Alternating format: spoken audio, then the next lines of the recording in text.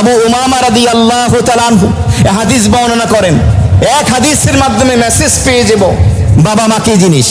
সাহাবী নবীজির দরবারে হাজির, ক্বাল ইয়া রাসূলুল্লাহ মা হাক্কুল ওয়ালিদাইনি আলা ওয়ালাদিহিমা, ও আল্লাহর রাসূল, সন্তানের উপরে বাবা মায়ের কি হক, কি অধিকার? আল্লাহর নবী দুইটা শব্দ বললেন, হুমা নারুকা ওয়া জান্নাতুকা।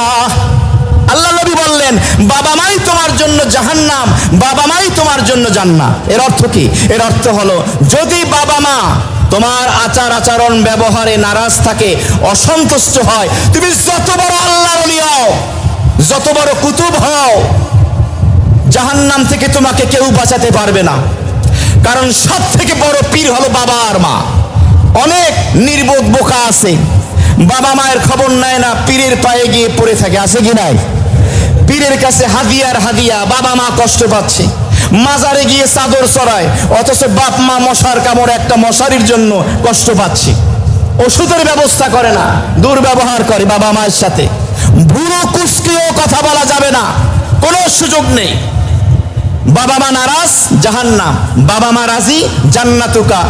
তোমার জন্য তোমার বাবা মাই জান্নাত হয়ে যাবে। বলুন সুবহান।